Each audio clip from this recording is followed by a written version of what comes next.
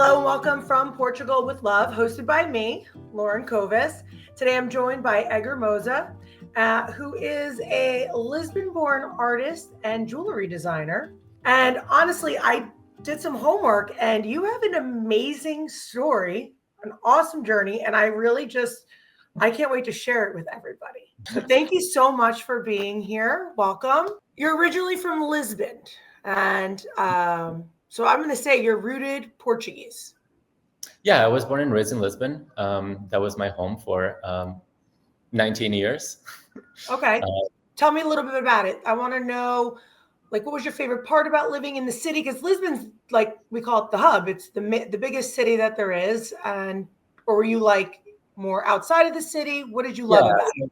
Yeah, so I grew up in the suburbs, more towards Sintra. Oh. And but when I enrolled in school, I wanted to be in the city. I knew that I wanted to sort of have that experience of more people. The whole metropolitan vibe was really more up my speed.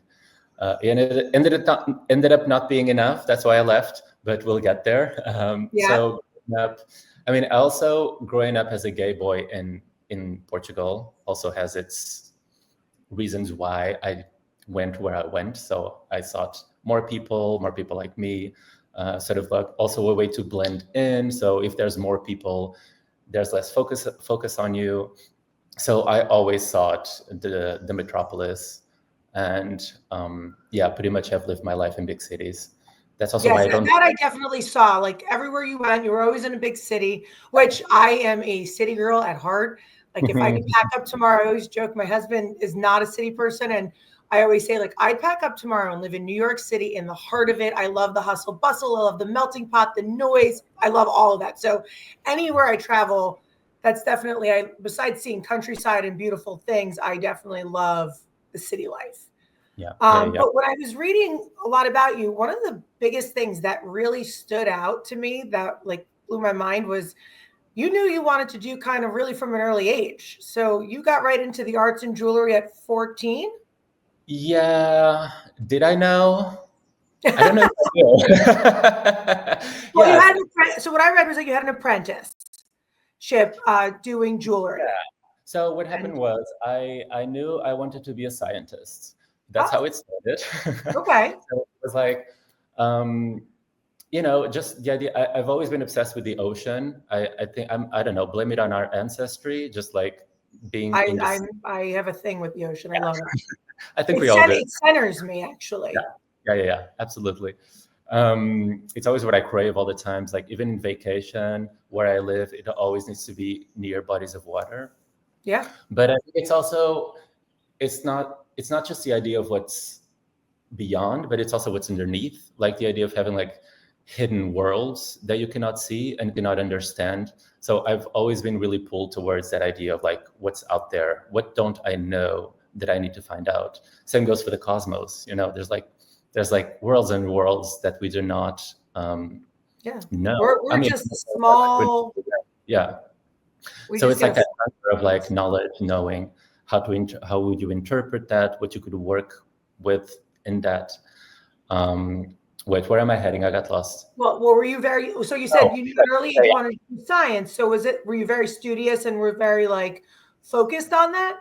Yeah, it was definitely my passion, but then, when you sit with a counselor, with a school counselor, and it's okay, you want to do sciences, but your art teacher says that you don't follow art. It would be foolish of you not to. So I was okay, now I'm faced with two paths, either the path of study and write sciences, or the path of art and the unknown. And voila, the unknown, I had to go with it. So I chose the unknown's a little bit, Did you feel very natural in that environment? Yeah, I guess I had been thriving within it without really acknowledging it. So that was really the moment where I had to be faced okay, what's in my brain and what's in my body. And I was okay, my hands are doing things that I'm not understanding, and I need to pursue that. And rightfully so. So when I got to art school, I was oh yeah, this is where I'm meant to be for sure. So when you do, I want to talk about a lot of different aspects that you've flourished in your career. But when I think of like Portugal, and I want to tie that back a little bit, like becoming like a goldsmith, working with precious metals and all that. Did you find that you loved it because it does have the science behind it, and also you're working with your hands? Creativity? No, I think it was a mixture of The Little Mermaid and Harry Potter. Let me explain. No, Okay. Go ahead. I'm all in. Little Mermaid, the scene where she has her own cave full of all these little things, and she's like, "This is my world." Gizmagas and doo-doo-doos. Yeah, exactly. Like all these objects that she has no idea what they do, but they know that they like hold secrets of what they are meant for. And then Harry Potter, when they go into Diagon Alley, and he's like faced with this like parallel world that he had no idea existed, and he's also like, oh my god, I can't believe this exists. So that was me getting into the jewelry studio. I was like, oh my god, there's so many tools, and I'm sure they all do something. I have no idea what they do. And so I the had curiosity of learning. Yeah, and not knowing, like I was like, jewelry is a job. Like, what? Well, I mean, I feel that way. I feel that way with food. So true. Yeah, but food, I mean, you're faced with it on a daily basis. Like jewelry is something you don't really think where it comes from usually. I mean, it's out there, but then it's until you step into the studio, it's like, oh wow, this is how it's done. I had no idea. I thought it came out of like a slot machine or something, you know? I mean, you're young, you're stupid, you don't really think of these things. yeah. It's also like, you also like, I had no introduction to jewelry up to that point because like I didn't wear any, you know. I played with my mom. What was your first like experience or exposure to it that made you realize I could do this? I love it. It was how manual it was. So initially, I actually enrolled in I think industrial design, which is like a general of design, like from like coffee cups to like buildings. But I soon realized that it was all computer work, and I was like, this is too limiting. I really want to, my hands are speaking. I need to let them speak.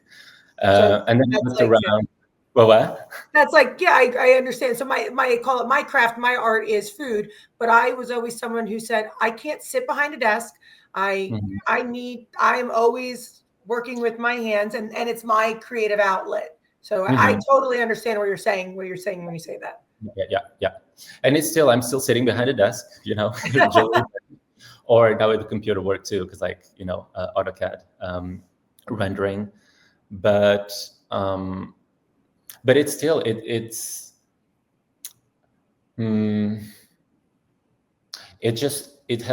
jewelry becomes so mental, like your hands are doing something, but your brain is processing something else. So it has this double ability of like, I feel like disembodied almost. Okay. My therapist says I dissociate. It's like my hands are doing something and my brain is totally somewhere else. I don't know where it is, but I totally understand the process. I'm sure you experience it. I can get that, yeah. It's something you really enjoy, and you're doing those movements. But at the same time, I find paint. I love to paint. Am I any good? Not really. Used to take some classes, love it, but I love art and I love exploring that. But it shuts down all of the noise sometimes because you're fluently doing something. Yeah, and I see that with cooking as well. And I actually see, so my father is the cook of the family.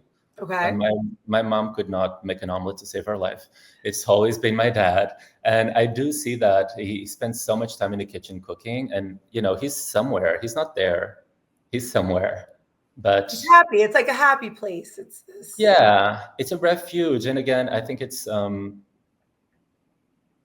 anyway, we can get there. Otherwise, yeah. I want to just jump back. And that's the thing. Like, I find it so interesting that we could talk about. You have so many different areas to kind of touch on. But one thing I really wanted to talk about, because I found it so fascinating, was this project called Flags. Yes. So I want to know all about it, though. Like, I want to know how it started. What was your inspiration? Would you do it again? Yeah. So Flags is a moment in time, actually. So I met my husband 10 years ago, and we're both artists. And literally our first date was making art. It's what we do. Yeah. So it's what we did. I make jewelry. He was a photographer. So we're like, let's put this together and see what comes out of it. And I mean, it worked. Obviously, we're still together. Yeah. It's been 10 years. But so making art became sort of an alternate method of communication we use to sort of talk to each other. So it's like by making things together, we are learning about each other as well. And it's not always verbal. It's like putting this color here, changing this to here. It just becomes like a very organic way of talking. It almost feels like flower arranging in a way. You're not really talking, you're like doing it, and you're like, oh, I see that, and oh, I get it. And then oh, I maybe see there, move it here. Yeah. So it's a really cool way of communicating, and we've had that since day one. So we're always making art together, and Flags was just a moment in time that it was one of the sculptures we ended up making. And Jonathan Anderson, who's a fashion designer, he was at Loewe at the moment, just saw it on Instagram, and he was like, what is this? I love it. Can you tell me more about it? And we were like, yeah. And fast forward a few months later, we were given an opportunity to sort of go out and do a whole installation of 84 flags for the men's fashion show for Loewe in 2022. So yes, the Fashion Week in Paris. Yeah. And that was major. That was such a big platform for us to like showcase that we also had that. Yeah. Which again is something that we had taken for granted. We didn't really do anything with it, but sometimes you don't know the magnitude and the platform you're on at that time. Sometimes it happens, and then you realize, wow, like it was so impactful, or it resonated in this way. Yeah. Well, but also it's also just taking it for granted. I always lived with art. I always lived making things. So I'm like, isn't this what people do? It's right. Like, turns out they don't. But but it's just like it took someone to be like, no, this is special, and I'm gonna give you the opportunity to show it to the world. And yeah, that happened. So and eventually life moves on, and this was during the pandemic. Then we moved back to the city, and this is when I opened my store in downtown Manhattan, jewelry store, and the business really started taking. And it's been just like in a trajectory that, yes, the flags are there. I really want to go back to being able to do more work together, but there's a big jewelry business taking place that we really need to nurture now at the moment. But they both exist in the same plane, in different magnitudes. Yeah. So with taking that back to your jewelry, the namesake line, Edgar Mosa, you have like 4 different categories, I want to call it, right? You have fine, custom, art, fashion. Like what do you see in each one of those? Like how do they resonate that you broke it down like that? I think there's a timeline to it for sure. So I come from a background of art jewelry, which is like making more expressive, almost larger than life sculptural pieces, more towards art than wearable. Okay. So that's what I studied in school. That's where I come from. It was like I had a bachelor and a master of art, even though it was focused on jewelry. It was all about, expressing yourself through pieces, exploring different materials. And then I moved to the city, and that's when, like in my mid-30s, that's right about the time when we moved and I opened the store. This is when I was like looking around. I was like, okay, what are people wearing? What are my peers wearing? What does jewelry look like that I'm surrounded by? And this is when I started taking it a little more serious of like, okay, what do I want to do with this? Like, do I want to keep making like this jewelry that lives mainly in galleries and museums, and it's like collected by a very small sect of people in the world? Or do I really want to see my work living in the streets and see my friends wearing them and really make pieces that people want to, like live with. So that's where more approachable for the everyday, to kind of put it in mainstream almost. Yeah, and almost more meaningful, like pieces that are living in the subway and are like clubbing and like in a grocery store. Like it's just there's so much, for me, it's much more gratifying to see that I can live with people than being in a showcase in a museum, being stared at. Well, 100%, because if you think of, basic jewelry, right? Like I don't wear much, but this is one of the most important pieces of jewelry I wear. And it has such meaning. And it was funny because I'm going to pull this out. And this was not part of my thing. So when I was finding out that you're a jeweler and Portuguese, and I was like, it's so funny. I have a whole box. And what you just said resonated.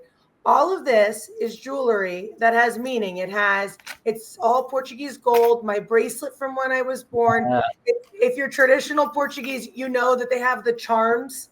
Everything. My grandfather's bracelet, when he passed, he gave it to me.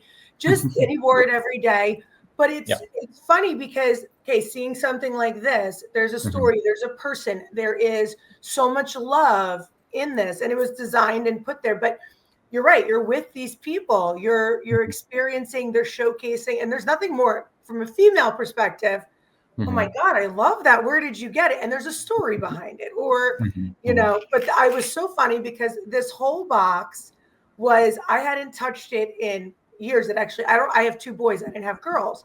And I took all my little charms when they were babies, because if, Portuguese kids, they always have the little bracelets and the anklets on and ears pierced early. And I saved it all. So they have my Lady of Fatima pendant. They have my cross. But I really agree with what you just said. It's living with people. It's being part of it. I mean, you can't make that up. It's like such a beautiful thing. They're like talismans. They're like, if you make it part of your life, you really imprint memory into it. And I've learned that about myself too. And I think it goes for a lot of people. And that's why jewelry is so important, is that we put memories into objects. I think that's one of the biggest things behind collecting, is like, it's not about the object itself, is what I was, where I was at that moment, or who gave it to me. They really like embody just sort of like spiritual world that we inhabit, but it just makes it like in a concrete piece that we can understand and sort of go to. Right. It's funny. It strikes something in the brain, that memory, that nostalgia, that feeling. And I laugh because that's kind of what I do with my craft, is food. And, people smell things when they're children that they smell when they're adults, and it brings them back to that moment or that infatuation with that item. Same thing, the day that my husband got down on one knee, he could have put a bamboo strap around my finger, but yes, it was a lot nicer, don't get me wrong. But it's the meaning, it's the story, it's the feeling, it's all of that. So I think that's a beautiful way you wrote that. So now, are you primarily in New York, your store? What's your day-to-day with that? My day-to-day. So I have 3 studios, a store, and an apartment. No, so I have divided. In order to save my marriage, I needed to get a studio away from my apartment. So now I have a bench at home that I use just for development. Like whenever I have to sort of sit down and think about developing custom pieces or develop new work, that's where I reserve it to. Then I have a production studio in Brooklyn. I live in the Lower East Side. Production studio in Brooklyn. The store. So it's like, so there's a commute in this triangle, and my day-to-day life has pretty much become about going to one place to another, between making, finished product, selling. No, I wanted to know, like, this is what you found your passion, your love, and what you've now made your lifestyle out of, taking from. Yes, Lauren, but I'm trying to make my day-to-day interesting to you, and I'm like, oh no. I just want to tell you, well, that was the thing, honestly. Like, I think I think it takes a special person and the talent that you see something and you can do something so intricate. So I went to high school with a girl. She's a gemologist, and Whoa. she always. But we were in high school. We were good friends. Mm-hmm. She always had such unique style and flair, and wasn't scared to like express herself. And I'm much more of like not conservative, but I was just always like, I don't know how to wear that. I don't know how to do that. And she was always like, you just got to do it. You just got to put it on and go out there and be, you wear that. And so I think it's amazing that you see such beauty and can have such talent to showcase that in that way. So in all forms of jewelry, I think it's very creative, actually. So, and I love the idea of that. You're like, maybe one day I'll do the flags again, but this is what I want to focus on right now. Yeah. I mean, you need to pay attention of what life is giving you. You know, if opportunities come, you take them, and you just ride the boat. Yes, and I think that the opportunities are presented at the time when you need them, even though sometimes, even if they're bad and they're presented, you don't realize that. I don't know. I'm a big. There's got to be more. We're put on this planet to do A, B, and C, but we got to really enjoy the ride. And sometimes it's not all going to go the way it's supposed to, but really trust the process. Yeah, being trust your instincts, and yeah. So I want to bring it to food though, because that's my wheelhouse, and I want to pick your brain a little bit. Mm-hmm. So I don't know many Portuguese people who can't talk about food or who haven't grown up around food, but I love that you said your dad's the cook, because my dad can't even scramble eggs. Okay. I think I eat dinner, I think for us growing up like twice, and it was hot dogs once on the grill. And I think it was some kind of toast with like a sandwich. So my mom was my go-to and the person I spent all the time with in the kitchen. But do you feel that like your dad brought your family? You have a big family that all came together around food or the culture? Yeah, I do. I think, I mean, my first thought around food I think most people goes to Christmas. That's like a food celebration. And within my family, I think I think the idea of food and family is more around labor, because putting the meal together. Yeah. So we would usually go to my grandparents. So my grandparents grew up poor, but they had land, so they always grew their own food. So Christmas was really like, it was all about, everyone had a job, and it was like a whole working day. So you woke up, you had to go harvest the cabbages, they'll get the potatoes, and then the lamb. So my grandparents raised a lamb every year, and they slaughtered it at Christmas. And it was, again, it's such an intense thing to remember. It's like my granddad just, slitting his throat, like this animal that he raised a whole year, and he had grown such affection for. Just the act of having to do that is just like, that really made a mark on me. And still today, it's just so flippant the way that we think about products, that you just go to the supermarket and get it. It's like, I think that it almost devalues it sometimes, because where my grandparents are from up north, and my grandmother had a farm, and same thing, we had pigs, chickens, roosters, but you learn the appreciation where it came from. And my big thing, and one thing I like to teach, is that you don't waste anything, but you have a different respect for the food and the product when you see it from start to end. And anything you do that you take something that is ugly, or everyone kind of is like, well, what? And you make something beautiful out of it.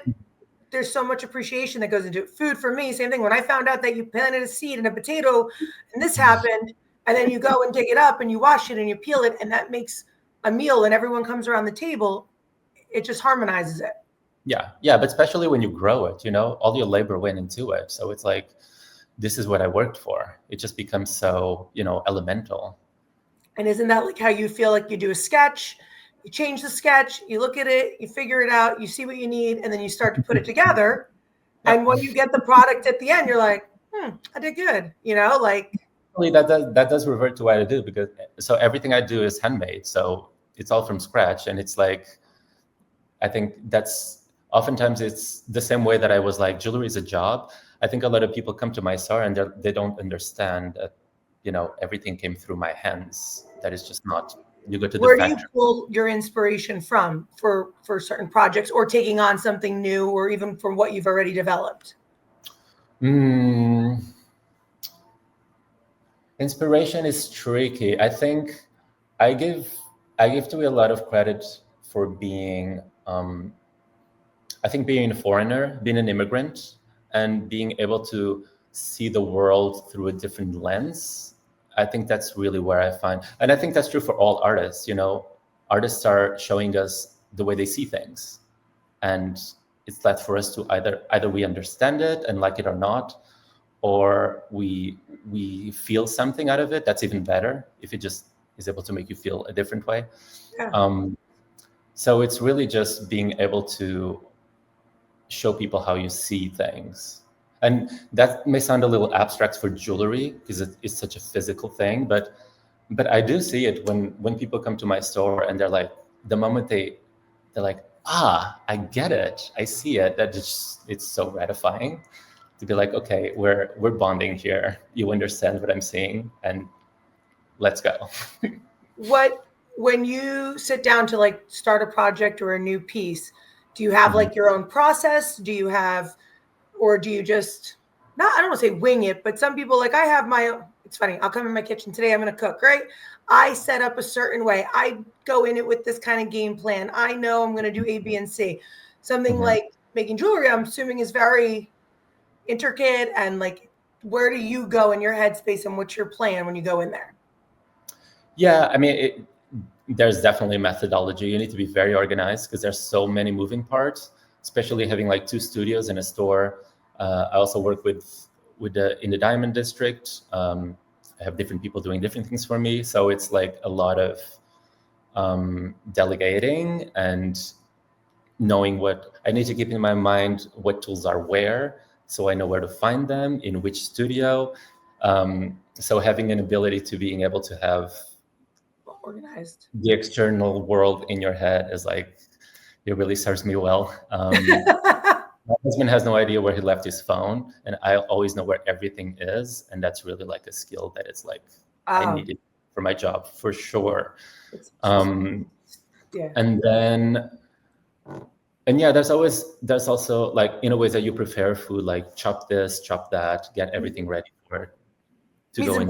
Yeah, get everything ready. That happens for jewelry too. And there's like, I also have a traveling studio, like when I'm on holidays, which is where I am by now. This is not my New York apartment. I wish. Because I'm in Jersey and it's raining here, so. Here too, but it's amazing. So even here, I brought like a little. It's like, it's here, like my little traveling studio where I have things that I have like pre-made. Like chain that is like pre-soldered and is ready for beading. So things that I can do on the go. I'm a workaholic. I'm constantly working. It's a little unnerving, but I just can't help myself. I think it's something I'm the same way, and I know people who aren't, but I think it's something that you strive when you have so much creativity and you want something more and bigger. The workaholic part isn't really like, we don't feel like we're working. Like, it's something I truly enjoy. So it's not making me feel drained or taking something away from me, that's where I feel like people who get in jobs and do things that they're not happy with feel drained at the end of the day, feel like they can't go on, feel that they have to make excuses because they're not doing what they love. And that's why when people say you're a workaholic, I'm like, no, I yes and no. I like what I do. Yeah. And I think with things like that is like, food, jewelry, they're like joyful things. And and there's something about, again, going back to the idea of labor, that's how we worked at Christmas, is like sort of a way to connect with people. I really find oftentimes that just, someone's there, is like, what are you doing? It's like, oh, here, do you want to try it? Just like a way of bonding through labor is just so special to me. Even like, making a puzzle or cooking in the kitchen, like doing something together is really a nice way to sort of get to know people. Well, I always say that. So my mom and my grandmother were always in the kitchen. If like I always say to everyone, if you wanted to hang out with them, you went in the kitchen. They would never let you stand Yeah. there. So I'd be given a peeler or knife and whatever. But Yeah. I learned when I look back now, and especially I just wrote my first cookbook, and looking back at some of the stories and pulling things and memories, I learned so much more than how to grill a piece of fish. You know, like we talked about things. There was lessons and bonding and also compassion just in the kitchen. And, you know, that's why people always say like, oh, Christmas or New Year's Eve or like those holidays, because you're bringing the people together with food and drinks and that environment where it's warm and welcoming. So for me, like, yes, the kitchen's my safe place, just like probably your bench is the place that you love to be more than anything. You put your music on, you do your thing. But I know that like going back to like my roots and being Portuguese, there is this nostalgia that comes with our cuisine and the style of raising your own food, being part of it from the beginning to the end, you know, and especially my grandparents, my parents grew up very poor. So you know, and I think that's why when they came and became immigrants here, it was about giving a better life, but they didn't lose the value of what happened in our household. And they really tried to instill that. So, and I think we did that through food. Now, what did your parents have anything to do with the arts world? No. Nope. They were like, we don't really. I mean, yes, my mom is very. She's an extremely curious person, and she always sort of infused art into us. She loves traveling, loves going to concerts, plays, dance plays. So we were always marinated in it. Okay. But no, it took no part in their jobs.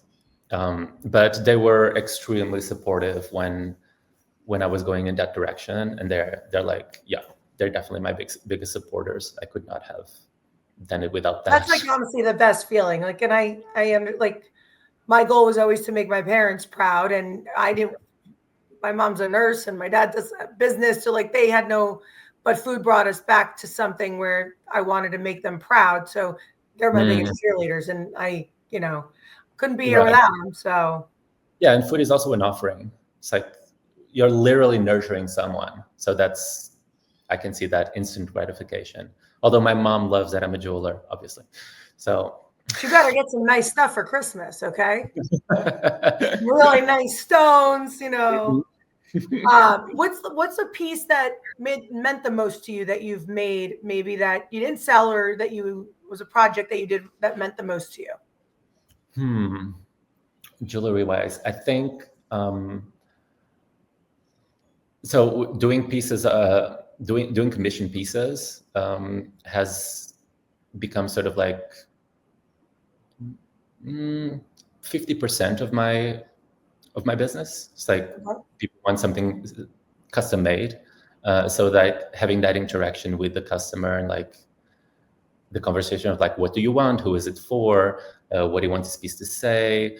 Who is the person wearing it? What's their style? What do they want? So it's a really interesting negotiation about creating this piece from scratch.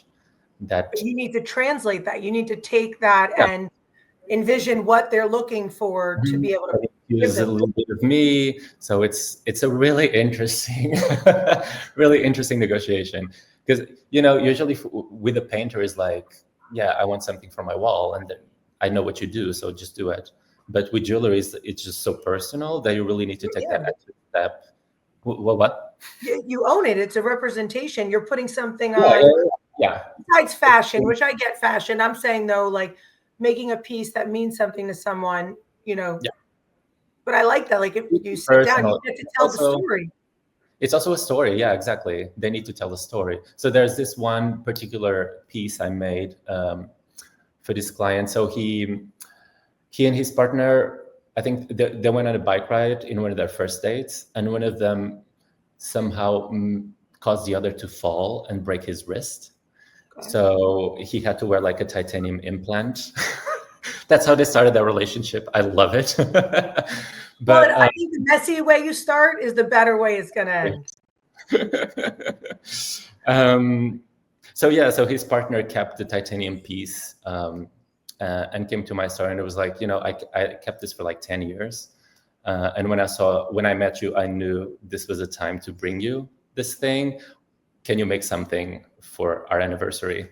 So it was a 10th anniversary. And yeah, I was like, yeah, absolutely. And it took me a while to sort of understand. He gave me free range, so there was not a lot of, back and forth. Yeah. He also said that he doesn't really wear a lot of jewelry. So I was like, well, okay. That makes it even harder. But yeah, I made it really symbolic. So I made this really big cuff with the titanium piece exactly in the place where it originally had been. And it was almost like this, the hero cuff. It's like the thing that to like shield off bullets. Still manly and yeah. So it was like this strong piece with the titanium original piece, and it was like so symbolic of, the whole story, the relationship, and such a nice thing to revisit after 10 years. And I mean, it meant so much to me to be part of that story, but I'm sure this piece lives with them, and it's just like has such an importance in their life as well. Well, it's always, it's always the unplanned moments, the embarrassing stories, the weird accidents that make the best part of any relationship. So like being able to take something like that and make something so beautiful to be always with them is awesome. Yeah. History is only made of things that fall out of order. Oh, I like that. It's true. I like that. There's nothing to report. And I always tell my kids, because we're at an age where they want to be just so accepted and so cool is the word, they use. And one of the things I say is, people who fall in line never make history. People who just go with it and fit in and blend in, they never accomplish, they don't stand out. The people who make the noise are the ones who stand out. The people who question and push themselves and show their creativity are the ones who stand out. So I said, please don't be the same boring person like everybody else. Be you. And I gotta get out of the zone. Yeah. Now, do you think your influence on jewelry? Well, first of all, obviously, I don't think jewelry is just for men or for women. But do you think, what are your like 2 no-nos like about jewelry? Do you think there are any no-nos? Ooh, that's such a good question. No, I don't think there are no-nos. But personally, for my jewelry, I think one of the characteristics I really embrace is that every piece is meant to be seen. Every piece is a sculpture, and it moves. Yes, it lives in your body. It has to live well in your body, but it also has to be seen from all sides. There's no front. It's like, it's an overall thing, it lives in your body, but it's also manipulated, and it has to feel good and look good at every angle. Something else, I don't know. Because for being a girl and Sorry. Yeah, you want to know? Okay. I don't think, and that's maybe talking into your little box there, I don't think you should own any piece of jewelry that you don't wear. If you don't wear it, transform it into something else, make something else out of it, just wear it. Why is it sitting there? You want a good laugh? So when my husband and I got married, I've had boyfriends before him, and they had all bought me different things, but I had 3 sets of earrings that were real diamonds, all different shapes, floral. And I never wore them. They were sitting in there. So I was like, oh, I'll melt them down. So I went to the jeweler actually in our town, and he took all the earrings and made a ring that I wear. And actually, it's a really beautiful piece. It's all real diamonds. I did the band in white gold, but it was so funny because I took something old and I made it something like that's fashionable that I wear. It's a much dressier piece when I get dressed up and stuff. But I loved being able to transform it. This was given, I was hoping to give I thought I was going to have a girl. So I thought I was going to pass a lot of jewelry. Hey, boys deserve it too. Oh, I know. My older one, when he gets stressed, he's got his bangle on. He wears his watch that my grandfather left to me that I gave to him, which again, that passing down thing. So No, I love that. So on my podcast, I like to finish with a quick fire round, if you're okay with that. Ooh, okay. It's pretty more food, but we're gonna break it up. So I just have a couple questions. First off the bat, are you drinking port wine or Vinho Verde? I don't drink. Okay, well, let's eliminate that question. If you could have dinner with any Portuguese person, who would it be, and what would you eat? Amália Rodrigues, and I would eat sardines for sure. I love sardines. Do you do them like on the grill with proa? Oh yeah. Brood meat. Yeah. Oh my God, that's so good. And you put the sardine right on, and it absorbs all in there and deliciousness. If you could teleport anywhere in Portugal right now, where would you go? Actually, I would go to Azores because I've never been. I never have either. The one, and I really want to go. We'll make a trip out of it. Okay. And now, you're in New York, so I'm in New York quite often. I'm going to come in. Yeah, come to the store. Come visit me. I will. What's one Portuguese thing you wish more Americans knew about our heritage?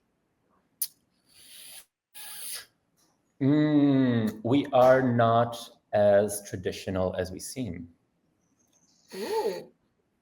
We're very pro-future.